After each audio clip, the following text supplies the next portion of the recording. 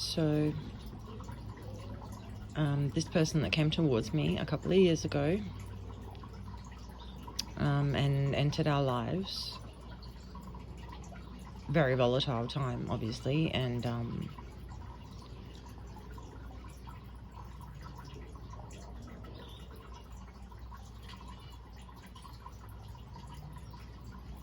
there's a plane going over, there's a lot happening as usual. So he ends up taking me to a house in Gawler that was for sale.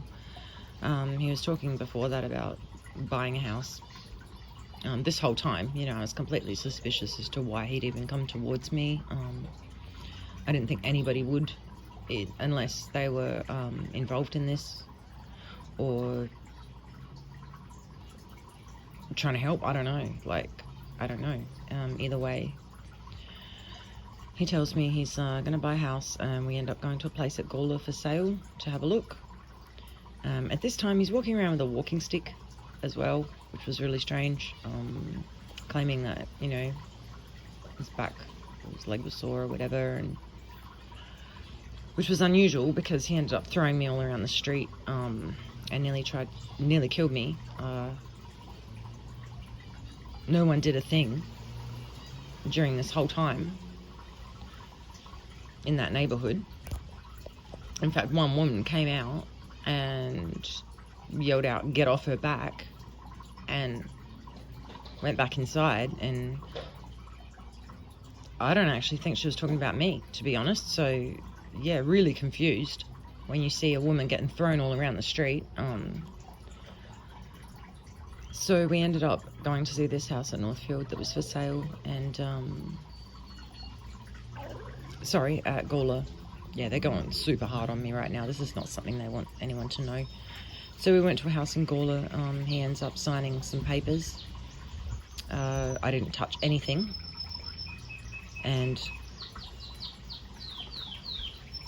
while we're there, he says to the guy, "Oh, and remember, I want all the furniture as well. Like, I want the place as is." So this is actually pretty hard to talk about because of the way my son was on this day. He was with us, and he was really upset. And every time I look back on this, yeah, pretty angry. I mean, this person stole part of my son's childhood from him, put a wedge between me and my son through manipulation and grooming. So yeah, very hard to talk about this. My son was really upset this day, and when we got back in the car after seeing this house, he tore up the brochure. Okay, I'm gonna have to stop.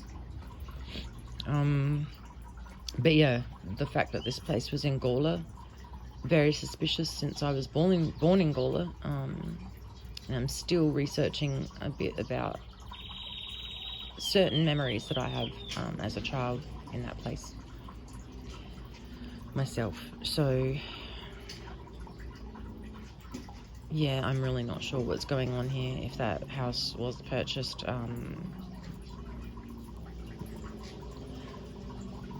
as part of this prostitution ring that also deal with kids. So yeah, really difficult to talk about that. And that is something that haunts me a lot, just seeing my son's face so upset. Like, he knew at a higher level.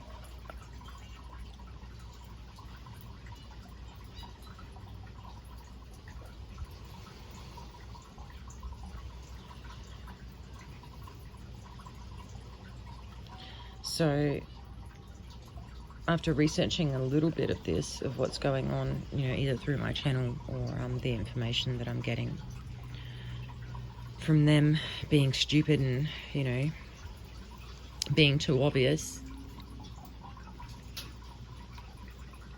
is something's going on up there at Gawler, where I was born. I mean, this person also, Nigel, also did a ritual on me, which I didn't really recognize at the time. But yeah, did a demonic ritual over me, which was kind of strange. And I feel like that's where they maybe attached some energetic cords or what have you.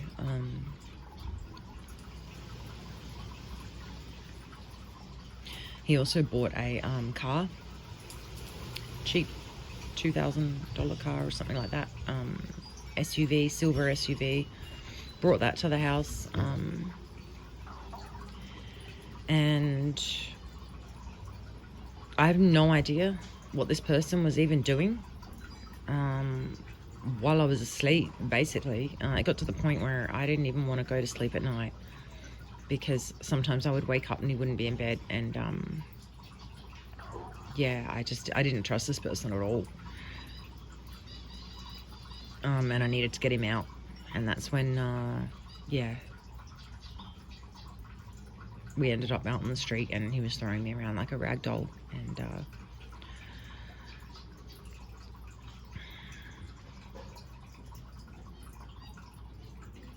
so this person was talking to another female this entire time. I'm aware of that, either through an earpiece or through channeling.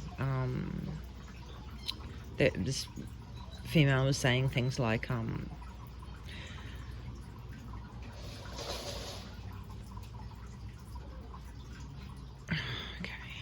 the neighbours come out and going, making all sorts of noises.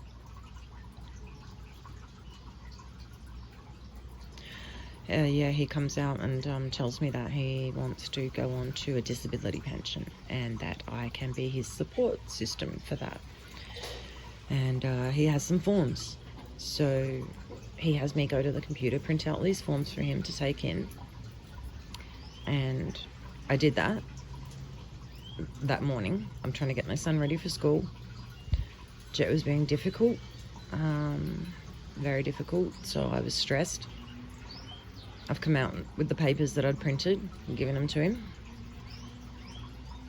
And he puts them on the counter and says, oh, I just need you to sign here, so that you can, be my support. I don't know what they call it, but you need a support person or something.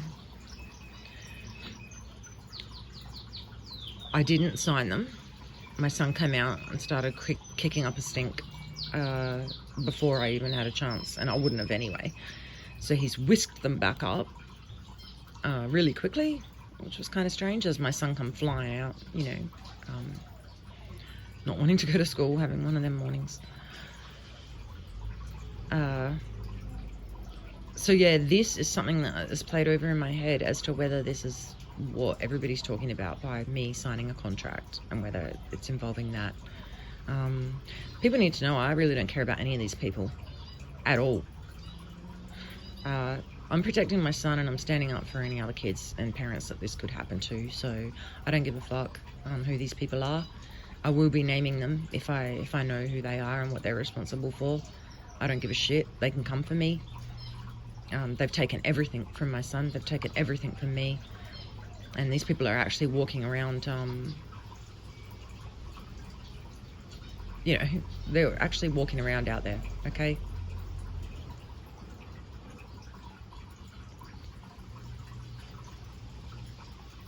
And then there's the spiritual part of it. So they have their hands in every basket,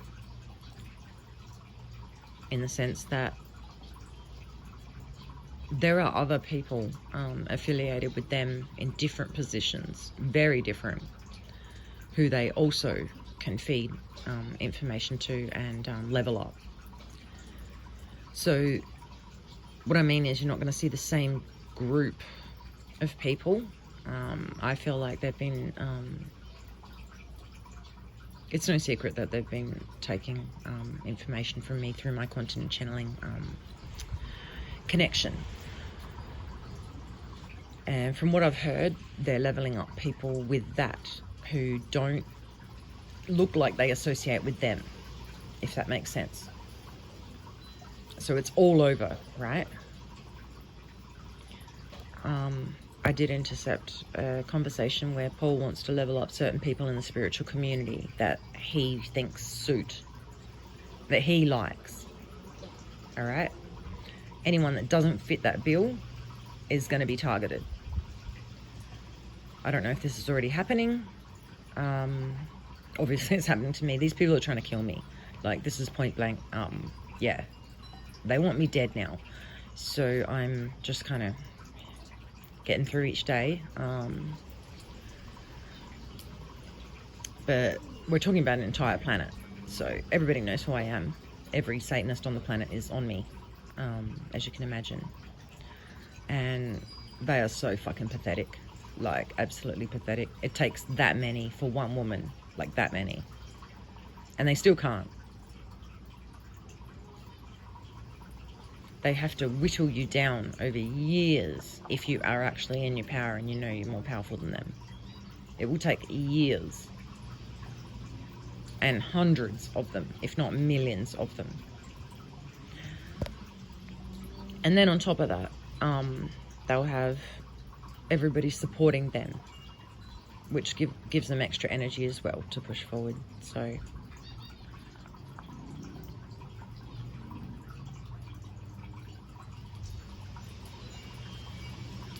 and when I say that they've been siphoning from my channeling connection,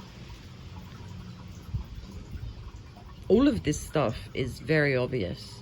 The truth always is. Like, the truth leaves evidence. Lies don't. So once you start looking into things, yeah, the truth is concrete. Those pieces can't be moved.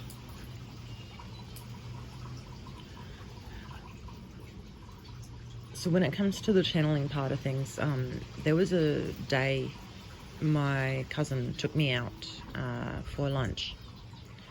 And we're sitting at Civic Park under a tree.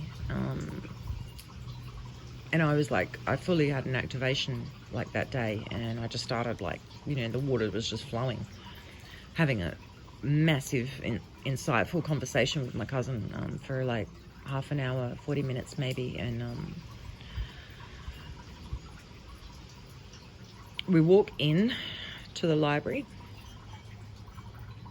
Excuse me for a second. We walk into the library, and as we're walking into the doors,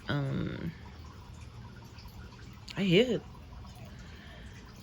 someone on my cousin's channel say to her,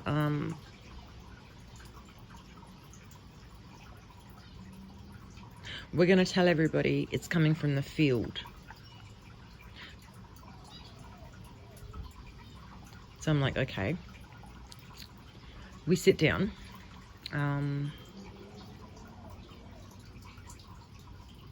Yeah, I don't know if this is a point to mention. Takes me all the way around into the children's area, where children, like, parents read books to their kids and things like that. And we're sitting in there. And then I hear very clearly somebody say to her, "You're doing the right thing setting this girl up. Everybody needs to hear this and nobody's going to listen to her." And that is verbatim. That is absolutely verbatim, the exact words that I heard, direct quote.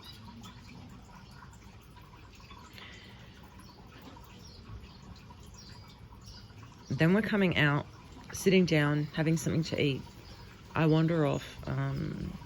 I hear a woman start speaking to my cousin. And she's saying, "So you're the one that's defending her?" And my cousin replies, "Yes."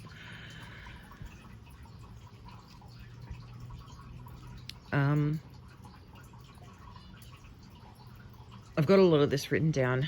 I mean, that's what you do when you hear these dialogues. I write it all down, and I want it to be exact, because if anybody is, you know, wanting to know the truth, I want it to be exact, because that is a, what do you call it, a key, or... Okay, I think I'm really out of my throat. I might have to stop for a second.